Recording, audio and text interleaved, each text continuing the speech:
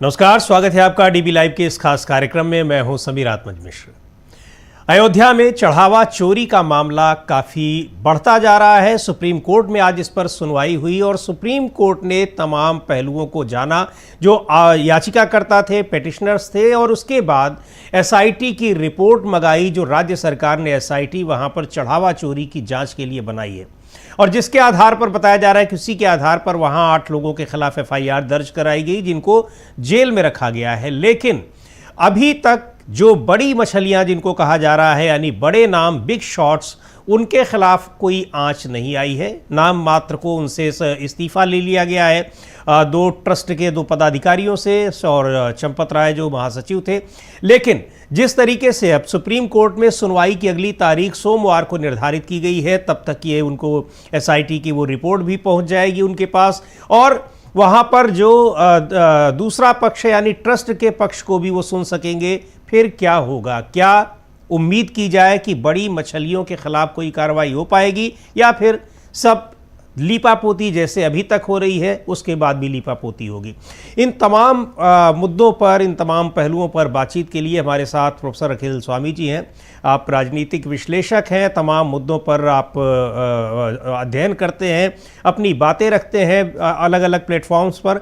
बहुत बहुत स्वागत है सर आपका इस कार्यक्रम में। और अभी प्रोफेसर अखिल स्वामी जी हमारे साथ रहेंगे, उनसे संपर्क अभी नहीं हो पा रहा है, लेकिन उनसे यही जानने की कोशिश की जाएगी कि आखिर जो कुछ चल रहा है, जिस तरीके से बीजेपी और आरएसएस दोनों इस मामले में घिरे हुए हैं, लोग, आम जनता, आम लोग, आम श्रद्धालु, जनता भी नहीं, वो श्रद्धालु, वो जो वहाँ पर आस्थावान लोग हैं जिन्होंने वहाँ चढ़ावा चढ़ाया है, वहाँ दर्शन करने गए हैं, उनके ऊपर क्या बीत रही है और क्या उनकी भावनाओं को न्याय मिल पाएगा या नहीं मिल पाएगा, यही सबसे बड़ा सवाल है और ये सवाल पूछा जा रहा है। अब सुप्रीम कोर्ट ने आज जिस तरीके से एसआईटी की रिपोर्ट मंगाई है, पहले तो जब सुप्रीम कोर्ट में ये मामला पहली बार गया तो प्रथम दृष्टया सुप्रीम कोर्ट ने इसको तत्काल इस पर सुनवाई से मना कर दिया, लेकिन उसके बाद फिर ये पिछले हफ्ते इसकी लिस्टिंग की गई और आज की तारीख तय की गई कि उसमें यह फैसला होगा कि सुप्रीम कोर्ट इस मामले की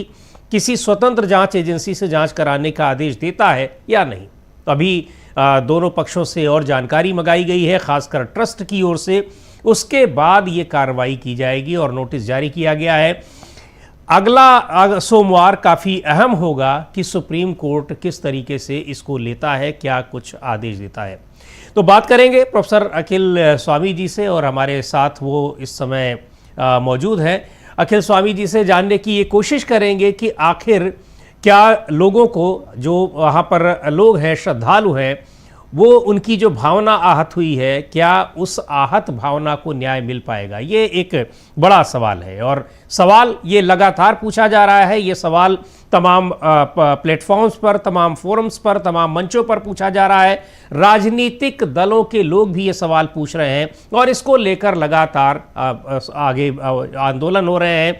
अलग अलग तरीके से लोग, कहीं कोई हनुमान चालीसा का पाठ कर रहा है, कहीं वहाँ पर लोग मंदिरों में इसके लिए प्रार्थना कर रहे हैं कि ऐसे लोगों को सज़ा मिले और उन लोगों के साथ न्याय हो जिनकी भावनाओं के साथ इतना बड़ा खिलवाड़ किया गया है कि अयोध्या में भगवान राम के मंदिर में जो चढ़ावा आ रहा है, उस चढ़ावे को ही वो लूट ले रहे हैं, चुरा ले जा रहे हैं।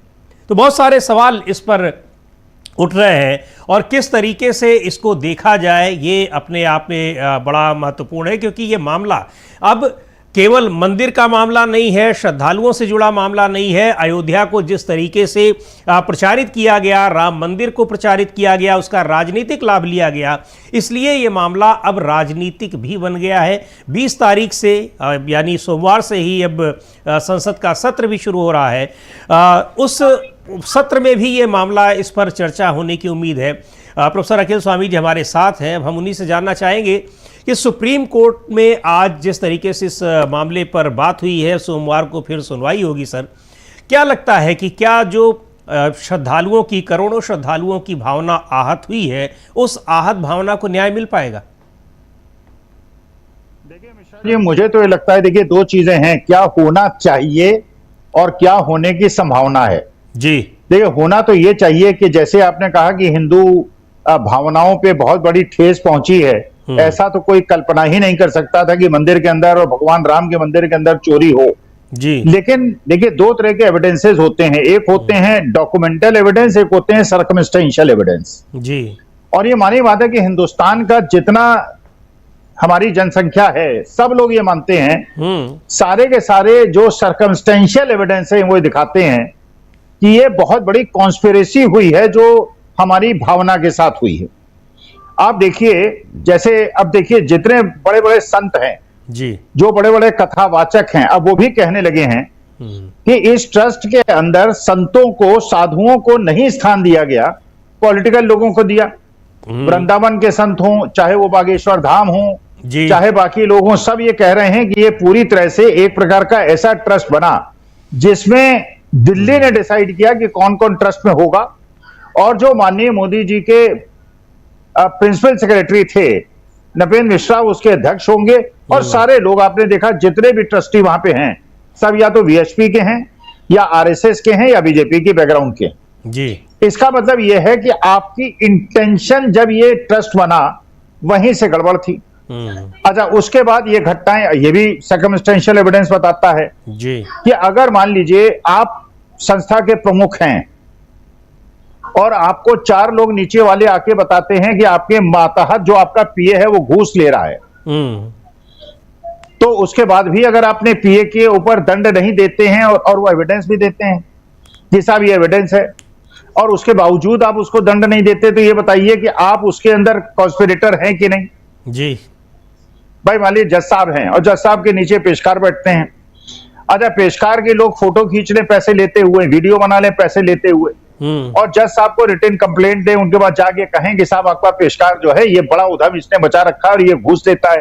अब मानी बात है कि नॉर्मल जस्टिस का ये कहता है, लॉ ये कहता है कि जो भी सीनियर अधिकारी है वो अपने जूनियर अधिकारी जिसके बारे में उसको ये रिपोर्ट्स मिल रही हैं, शिकायतें मिल रही हैं, उस पर कार्रवाई करे, वरना ये माना जाएगा कि ये सीनियर अधिकारी के बिहाफ में आदमी पैसे ले रहा है। देखिए, सब जानते हैं, हिंदुस्तान के लोग आज की तारीख में जानते हैं महिपाल सिंह। महिपाल सिंह ने जाके बताया था, 5 साल पहले बताया था, चंपत राय बंसल को बताया था कि चोरी हो रही है। उसके बाद जो वहां पे दीनानाथ वर्मा थे, जो इंजीनियर थे और कार सेवकपुरम में आज भी जिनका कमरा है जिसमें लॉक लगा हुआ है जी, उन्होंने भी चंपत राय बंसल को आके बताया था कि साहब जो भी बिल मुझे दिए जाते हैं जिसमें उस कॉन्ट्रैक्ट के अंदर चंपत राय बंसल साहब के भी दस्तखत हैं, कॉन्ट्रैक्टर के भी दस्तखत हैं। अगर 100 रुपए का कॉन्ट्रैक्ट होता है तो 140 का बिल थमा दिया जाता है। अब मानी बात है, इंजीनियर उसको अगर वेरीफाई करेगा, कैसे कर देगा जी। मान लिया आज मेरे मालिक ने या मेरा जो बॉस है उसने कोई कॉन्ट्रैक्ट साइन किया 100 रुपए का कॉन्ट्रैक्टर से, और कॉन्ट्रैक्टर मेरे पास आके 140 रुपए का बिल दे दे, तो मानी बात है मैं उसको अगर अप्रूव करूंगा तो कल तो चंपत राय बंसल मुझसे ये कह सकते हैं, बॉस ये कह सकता है आपने सीमाओं का अतिक्रमण क्यों किया, क्योंकि आपने इसे अप्रूव किया था इसलिए मैंने दस्तखत कर दिया, गलती मेरी नहीं है आपकी। तो ये दीनानाथ वर्मा गए चंपत राय बंसल के बाद, जैसा वो कहते हैं, और उन्होंने बताया साहब ये 40% ऐड कर रहा है, लेकिन चंपत राय बंसल ने उनको तो नौकरी से निकाल दिया जी, लेकिन जो कॉन्ट्रैक्टर था जो 40% बढ़ा के दे रहा था उसको कोई दंड नहीं दिया। इसका माने जो विसिल ब्लोअर्स थे जी, जो बेईमानी को पकड़ने की कोशिश कर रहे थे, चाहे महिपाल सिंह हो चाहे वो दीनानाथ वर्मा हो, उन पे एक्शन हो गया। अच्छा, ये अब जैसे ब्रजभूषण शरण सिंह कहते हैं, जबकि पड़ोस के इलाके के हैं, वो कहते हैं मैं अभी तक राम जन्मभूमि के अंदर भगवान राम के मंदिर के दर्शन करने इसलिए नहीं गया कि मैं जानता हूं शुरू से वहां चोरी डकैती चल रही है जी। अब जब ब्रजभूषण शरण सिंह को पता है, वो भी ये कहते हैं अयोध्या के एक एक आदमी को पता है कि वहां पे कौन है दोषी और कौन कर रहा है, ये विनय पटियार भी कह रहे हैं जो कि राम जन्मभूमि के आंदोलन के प्रमुख पात्र थे। तो इसका मतलब यह है कि सब चीजें अगर अयोध्या की जनता को पता है, सबको पता है, तो ये केंद्र सरकार या केंद्र में बैठे हुए लोग जिन्होंने ये ट्रस्ट बनाया था उनके पास क्यों नहीं पहुंचा। भाई मोदी जी तो कहते हैं ना कि मेरे ड्रोन जो हैं वो घर घर की निगरानी रखते हैं, एक एक खबर मेरे पास डायरेक्टली मैं ड्रोन से ले लेता हूं, तो ड्रोन से क्या ये अयोध्या के बारे में उन्होंने इंफॉर्मेशन कलेक्ट नहीं की थी। अच्छा, इसके बाद ये बताइए, जैसे रामलिंगा राजू थे सत्यम के 7,000 करोड़ का घपला हुआ था, रामलिंगा राजू जेल गए ना, चारा घोटाले में लालू प्रसाद यादव जगन्नाथ मिश्रा जेल गए ना, क्योंकि जबकि चीफ मिनिस्टर जो है वो खुद फाइल बनाता नहीं है, खुद दस्तखत करके आदेश नहीं देता है, नीचे जो फाइल आती है चीफ मिनिस्टर फाइनली उसमें लेकिन बड़े बड़े लोग जेल गए, चेयरमैन और एमडी जेल गए, ललित मोदी, नीरव मोदी, मेहुल चोकसी, ये देश छोड़ के क्यों भागे? क्योंकि अपनी कंपनी के सीएमडी थे। तो इसका मतलब यह है, न्याय ये कहता है जो ऑर्गेनाइजेशन का चीफ है वो अपनी रिस्पॉन्सिबिलिटी को तो डेलीगेट कर सकता है जी, अथॉरिटी को डेलीगेट नहीं कर सकता। अथॉरिटी तो उसी की बात रहेगी, रिस्पॉन्सिबिलिटी उसी की बात। वो हो सकता है जिम्मेदारी किसी को दे दे, लेकिन जिम्मेदारी जिसको दे उसके ऊपर उसका नियंत्रण रखना और उसका अनुश्रवण करना उसका कर्तव्य है। अब टिन्नू यादव तो ड्राइवर थे, टिन्नू यादव कैसे नोट गिनने के मशीनरी के अंदर आ गए? टिन्नू यादव किसके खासम खास थे? सबसे क्लोज किसके थे? चंपत राय बंसल के थे जी। इसका मैंने टिन्नू यादव को दोष देने के बजाय अब इसका मतलब यह है कि जिस आदमी को बार बार रिपोर्ट मिल रही थी कि उसमें चोरी हो रही है, डकैती हो रही है, और वो आदमी निर्णय नहीं ले रहा, इसका माने उसमें भागीदार था वो। तो या तो जितने लोग इसमें हैं या तो वो अपराधी हैं या अभियुक्त हैं या गवाह हैं। तो अगर इसकी जांच करनी है तो मेरे ख्याल से मोदी जी से, नृपेंद्र मिश्रा से, अमित शाह साहब से, योगी आदित्यनाथ से, चंपत राय बंसल से, महिपाल सिंह से, अगर कोई एक इंडिपेंडेंट जांच कमेटी हो तो सबके एविडेंसेस लेना। आपने नीचे के लोगों को पकड़ लिया, नीचे के लोगों को, भाई नीचे के लोग अगर चोरी कर रहे थे तो उनका अनुश्रवण करने का, मान लीजिए आपके घर में कोई नौकर है, मेरे घर में कोई नौकर है, और बार बार सीसीटीवी हमने लगा रखा है, हमें पता है सीसीटीवी में चोरी हो रही है, 10 दिन के बाद हमको पता चल रहा है चोरी हो रही, इसके बावजूद अगर हम उस नौकर को नहीं कर रहे हैं, इसका मतलब हम चाहते हैं चोरी हो। अब सीसीटीवी फुटेज डिलीट किसने की? वो तो ये टिन्नू यादव नहीं थे, वो तो ये जो यहाँ पे लवकुश मिश्रा थे या अभिकल्प मिश्रा थे या ये लोग थे, अविनाश शुक्ला थे, ये तो नहीं थे। वो तो एक अलग ऑर्गेनाइजेशन थी, और जो आदमी सीसीटीवी की केयर करता था, रिस्पॉन्सिबिलिटी थी, वो आदमी तो 17 साल से जुड़ा हुआ था चंपत राय बंसल के साथ। सीसीटीवी फुटेज गायब कैसे हो गई? 40 दिन में 70 बार अगर चोरी, और 5 जून को जब पुलिस को लेके चंपत राय बंसल गए अविनाश शुक्ला के यहाँ, वहां पैसा पकड़ा गया, उसके बाद 20 दिन के इंतजार। तो देखिए एविडेंसेस सारे के सारे ये बता रहे हैं, हाँ। ये सबकी मिली भगत है, ये ऐसा नहीं है कि केवल ये 8 लोग दोषी हैं, ऊपर से नीचे तक सारी की सारी चेन है। और अच्छा, अगर ये 8 लोगों का भी, हाँ, अब ये 8 लोग, अब उसमें अब देखिए इनकी न्यायिक हिरासत को फिर से कस्टडी को बढ़ा दिया गया है, अभी उनसे पूछताछ होगी। लेकिन इस बीच एक और नया डेवलपमेंट है। एक तरफ उधर अभी सुप्रीम कोर्ट में मामला है जिसको डिसाइड करना है अगले सोमवार को कि इसकी स्वतंत्र जांच कराई जाए या ना कराई जाए, पिटीशन इसी के लिए दी गई है। आज ट्रस्ट ने एक सीईओ की, चीफ एग्जीक्यूटिव ऑफिसर की एक वैकेंसी भी निकाल दी है, और उसमें योग्यताएं तमाम तरह की मांगी गई है। यानी कुल मिलाकर ऐसा लग रहा है कि किसी एक्स ब्यूरोक्रेट को, बड़े ब्यूरोक्रेट को उस पर बैठाए जाने की तैयारी है। नाम भी उसमें वहाँ पर लोगों को लग रहा है कि कौन सा नाम हो सकता है, नृपेंद्र मिश्र का नाम आ रहा है या फिर हो सकता है किसी और के लिए। यानी कुल मिलाकर ये पारदर्शिता दिखाने की कोशिश है। लेकिन अभी इतनी जल्दबाजी करने की क्या ज़रूरत है, जो ये समझ से परे है।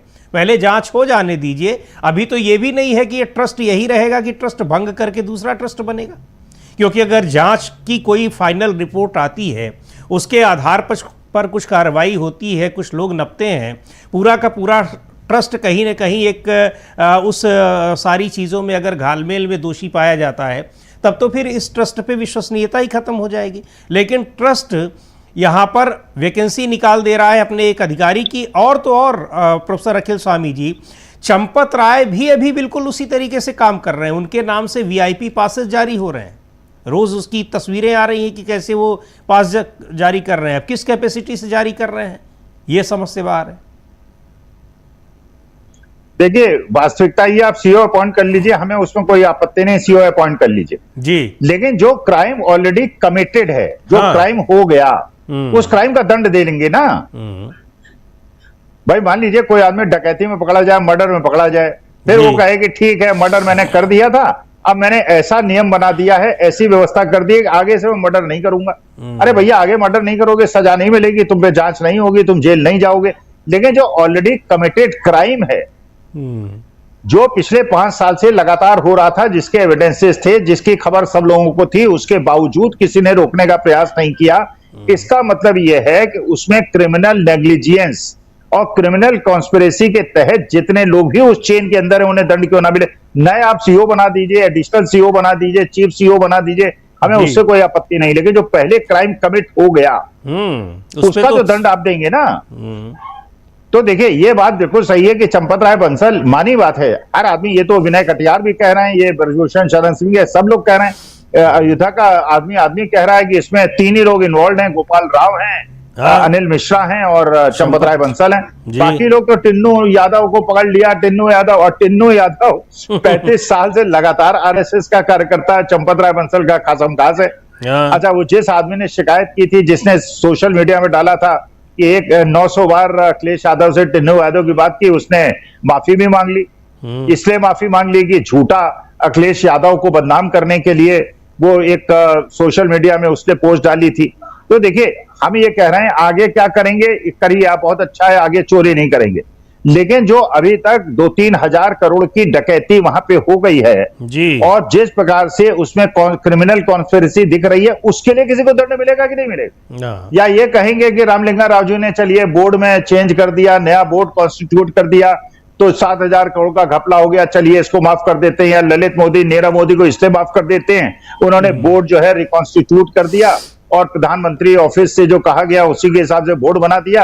लेकिन पुराने जो क्राइम हुए हैं, जो हजारों करोड़ का घपला हुआ है, जिस प्रकार से पता चल रहा है सीसीटीवी के अंदर चोरी डकैती दिखने के बावजूद जो वहां का सुपरवाइजर था, उसके लोग थे जो सीसीटीवी फुटेज उनका काम था 24। भाई अमेरिका यूरोप में आप देखिए, शॉप लिफ्टिंग में आप देखते हैं ना, हिंदुस्तानी पकड़े जाते हैं, 1 मिनट के अंदर वो कैच कर लेते हैं। कारण ये है पूरे जितना भी मॉल है, शॉपिंग मॉल है, उसके जितने सीसीटीवी फुटेज के कॉर्नर्स हैं, बाकायदा वहां पे पुलिस ऑफिसर्स बैठ के 1-1 मिनट के एक आदमी को वॉच करते हैं, ऑब्जर्व करते हैं, और जैसे ही वो शॉप से बाहर निकलते हैं शॉप लिफ्टिंग करके उनको पकड़ लेते हैं।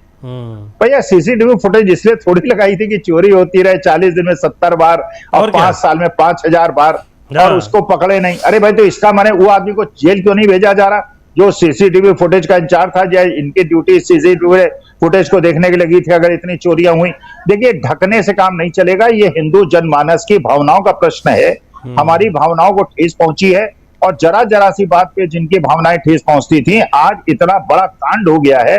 और बड़े लोगों को क्या पूरी की पूरी, अब ये बताइए झंडेवाला के अंदर जो हजारों करोड़ की बिल्डिंग बनी है आरएसएस की, इसका सोर्स ऑफ फंड क्या है, कहां से पैसा आया? ये भाई तो यही जो तो सब पूछा जा रहा कह रहे हैं, ये नहीं पता होना चाहिए पैसा कहां से आया, किसने दिया।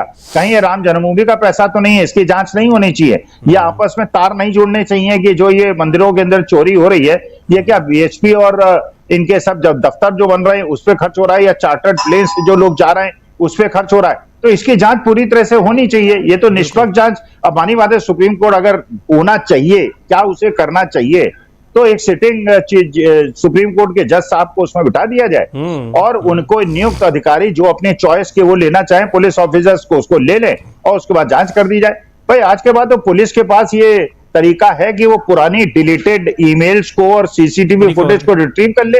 आपको पता है जो राष्ट्रीय सेठ गौतम अडानी साहब का अमेरिका में केस था, वहां भी तो सारी ईमेल उन्होंने डिलीट कर दी थी, लेकिन उन्होंने टेक्नोलॉजी से सारी रिट्रीव कर ली और उसके बाद उनको प्रोसिक्यूट किया। तो भाई अगर आप चाहते हैं सीसीटीवी फुटेज पुरानी निकालना, आज के जमाने में टेक्नोलॉजी में तो आप जो फोन में आपने 20 साल पहले बात की थी वो भी रिट्रेस की जा सकती है, वो भी रिट्रीव की जा सकती है। तो फुटेज को और हर चीज को रिट्रीव किया, लेकिन आपकी मंशा होनी चाहिए चोर डकैतों को पकड़ना है। वरना तो आप अगर चाहते हैं बड़े लोगों को बचाना तो बचा ले जाएंगे, लेकिन जनता माफ नहीं करेगी। हम लोग सब कुछ अन्याय सह सकते हैं, भगवान श्री राम के मंदिर में चोरी को हम बर्दाश्त नहीं कर सकते। बिल्कुल वही है कि आप चाहें अगर कि सजा दिलाना तो कोई मुश्किल काम नहीं है, लेकिन अगर आप पर्दा ही डालना की कोशिश कर रहे हैं तो फिर सारी चीज़ें मुश्किल दिखेंगी।